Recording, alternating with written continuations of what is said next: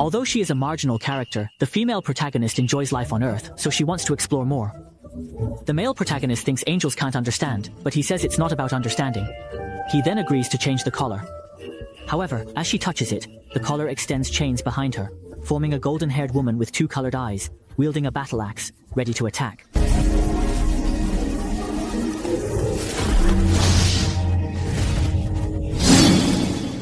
In a crucial time, the male protagonist dodges a fatal blow, while the female protagonist explains that the puppet was created based on herself and is hidden around her neck to prevent the male protagonist from turning against her. Just as she finishes speaking, the puppet launches another attack, attacking the female protagonist. This is the first time she has encountered such a situation, maybe a bug from long demon exposure. While she is pondering this, the class teacher hears a noise and comes to the classroom. She quickly becomes the next target. As the female protagonist is about to be reincarnated, she chains the puppet, but only temporarily. The puppet is strong, and soon the chains snap. Meanwhile, the class teacher, who has been watching too many dramas, heals frantically, feeling near collapse. Then, he urges the male protagonist to evacuate. She subdues the two big maim and drags them away to save time. They jump onto the playground to draw the puppet away, protecting the building and others. As the puppet was already hooked, the female protagonist immediately set up a barrier to seal off the entire playground, leading to a 1-against-2 situation. Although the female protagonist's chains could not restrain the target, they should not have failed after just 2.5 seconds. She couldn't remember the puppet being that strong, as if someone was manipulating it from behind. While dodging the attacks, she suddenly noticed an additional mark on her back, a sense of inexplicable fear that left her devoid of fighting spirit. Hey, don't be so loud! With the collar restrictions, there is no chance of winning in her current semi-demonized state. The puppet targets her again. Despite how the male protagonist calls her, she remains numb and recalls memories that make her feel like a dangling pearl. As the axe is about to fall, the male protagonist can't hold back. He faces Aju Jin's verbal attack. He reignites his spirit and shares his plan.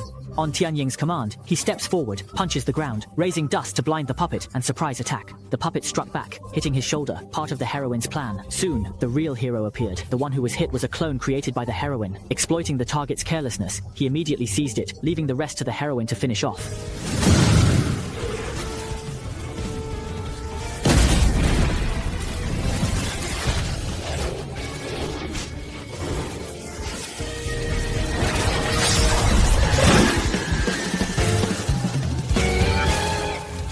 After the battle, the puppet disappears back into the female protagonist, and due to excessive exhaustion, she faints. The scene shifts to the mastermind behind the scenes, who, upon seeing the snake being severed, remarks in surprise about when the female protagonist became so strong. She then sends her younger brother to monitor the other party's movements. Meanwhile, Ajujin safely escorts her home, and just as he is about to suppress his wicked thoughts and leave, the unconscious female protagonist reaches out and grabs his pants.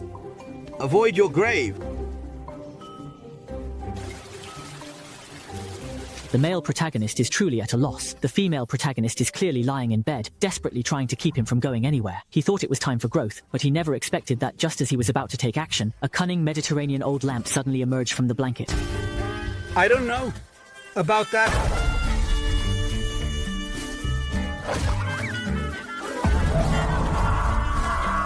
2 minutes ago, faced with the female protagonist's plea, she was thoughtful. However, she quickly saw the female protagonist's hands trembling. Combining this with the female protagonist's odd actions during the earlier battle, the male protagonist sympathized, dispelling malice, and he remained. Yet, as he relaxed, his thoughts muddled. Before long, she wondered who was really controlling the puppet. Did the female protagonist have enemies in the heavenly realm? However, only after realizing this, did she understand that she shouldn't have saved the angel, and she felt kind. But the substitute appeared, confirming his ideas.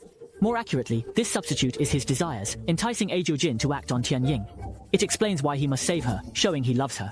Hearing this, the male protagonist still stays rational, thinks Tianying is uneasy and wants him near. However, the substitute says the male protagonist is someone he likes, or he wouldn't ask him to stay.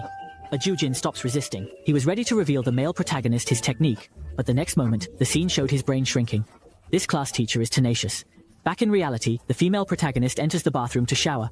The earlier scenes were just a nightmare for him. Realizing after her shower, Aju Jin slept. Her hazy memories return, recalling she initiated keeping him.